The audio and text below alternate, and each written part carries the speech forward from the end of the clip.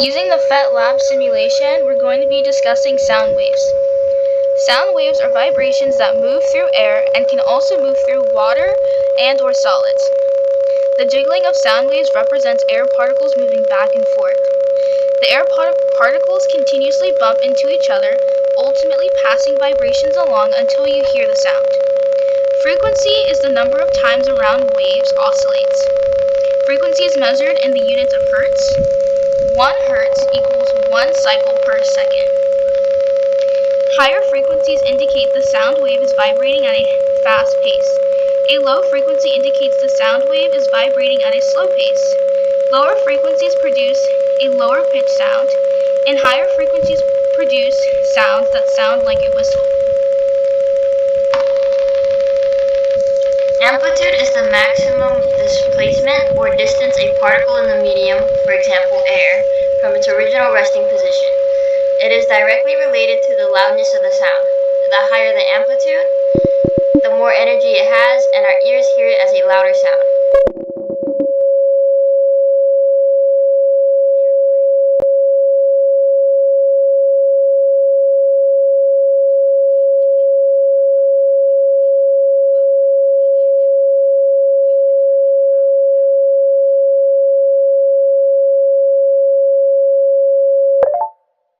In this simulation, we are given a ruler to measure the wavelength, the distance of one complete wave cycle, and a stopwatch to measure the speed.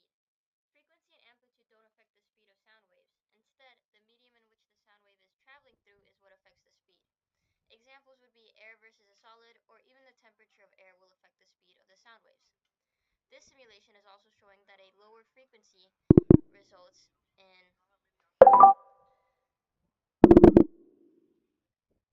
waves that are spaced further apart, meaning that lower frequency equals larger wavelengths. Since we learned that amplitude is the maximum distance that a particle travels, we can now see it in action. When we lower the amplitude, the waves travel to a smaller distance.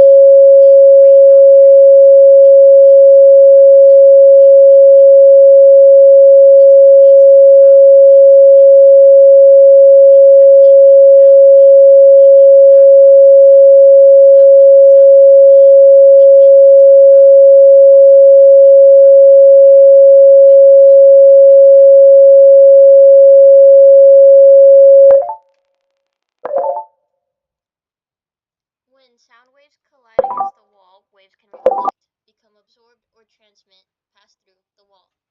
If the position of the wall changes, the direction of the sound changes because the sound waves will begin to move in a different direction, creating an echo-like sound. Reflection creates echoes. The harder and strong the wall, the louder the echo will be. If the wall is closer to the source of the sound, reflection occurs sooner. The farther the sound waves travel to collide or interact with the wall, lessens the echo due to the longer distance traveled by the sound wave. If the angle of the wall changes, the direction of the reflection changes, and the sound wave travels in a new direction, which changes the perception of the sound.